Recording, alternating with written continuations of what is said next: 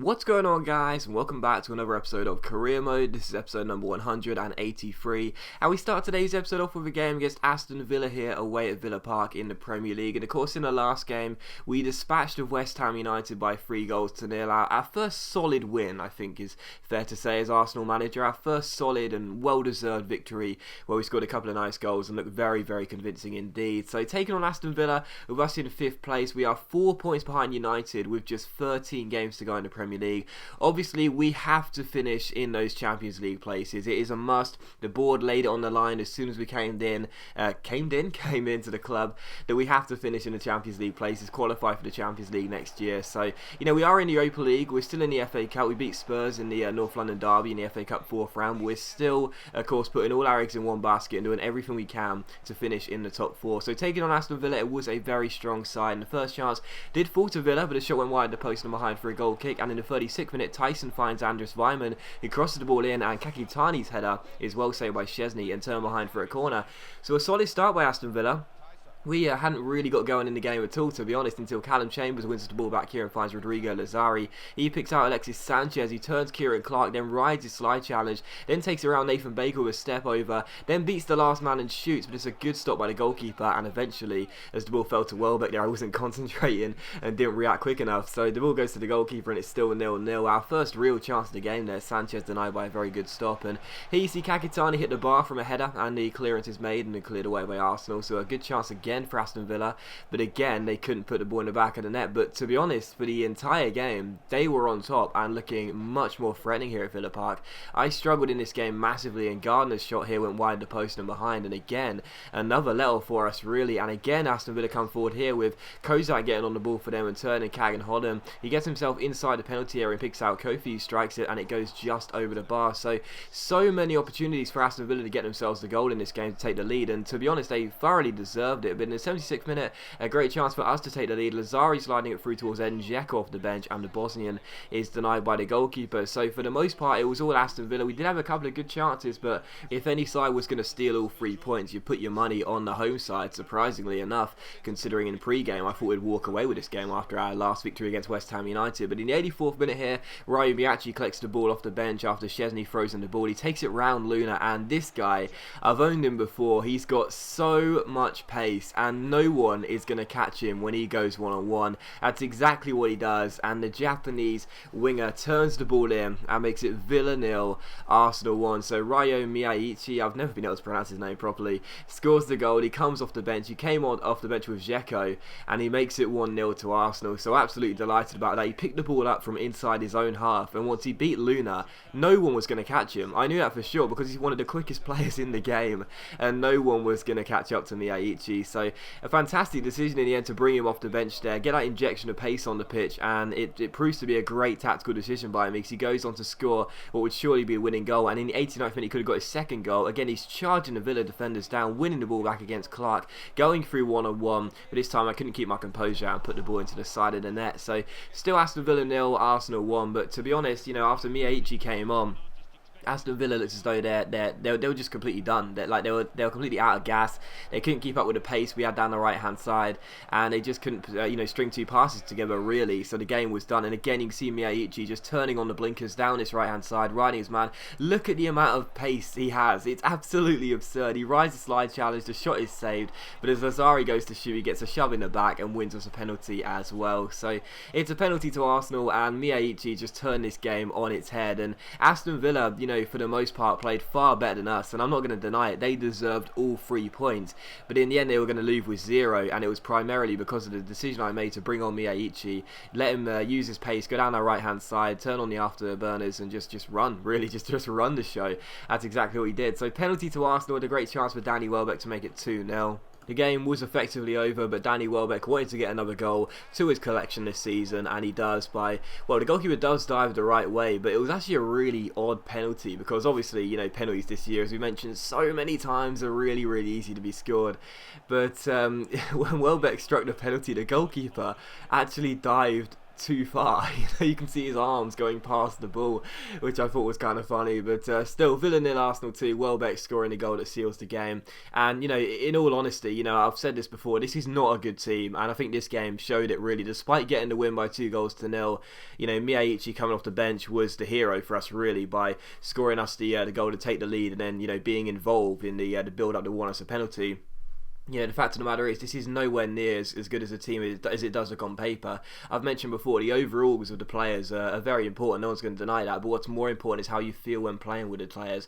And there are so many players in this team that I really do not get on with. And in that game, it was just evident. There were just so many players out there that I didn't feel comfortable controlling, But even so, we did win the game by 2-0. And with 12 games to go in the league, it's going to be very, very tough for us to finish in the top 4 because the teams above us don't seem to want to slip up. And if they do, they're losing to teams around us.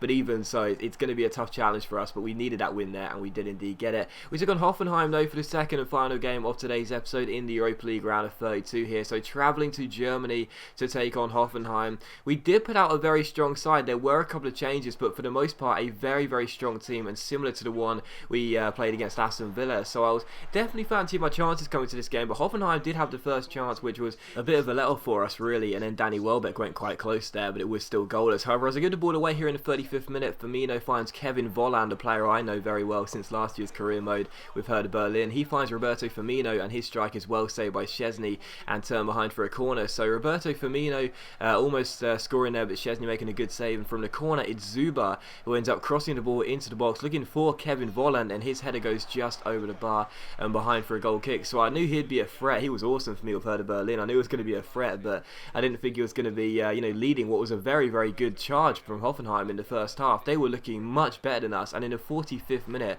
Roberto Firmino scores a lovely little individual goal and gives Hoffenheim the lead.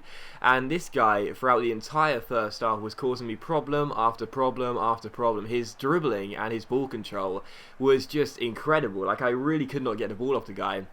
He didn't misplace a single pass, and every time the ball came to him, he looked like creating something. This is brilliant agility and balance. Fantastic stuff, and what a finish as well.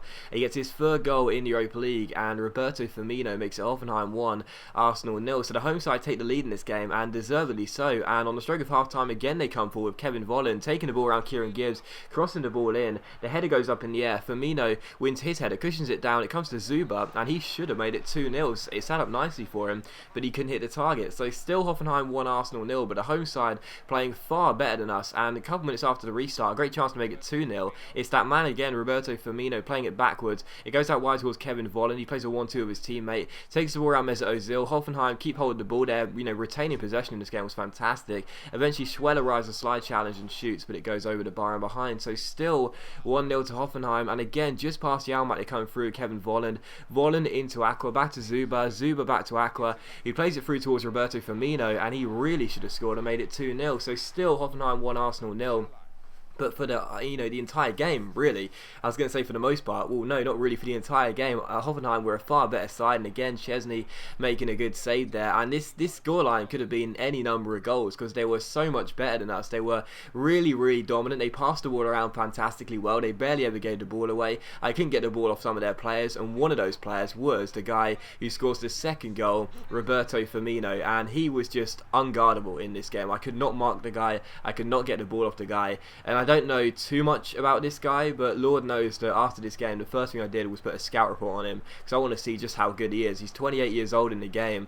He was just unguardable. I mean, sometimes, it's very rare that whenever I lose a game, it's due to one player in particular. And don't get me wrong, the team for Hoffenheim was very good, but this guy was incredible, absolutely superb. Could not stop him at all.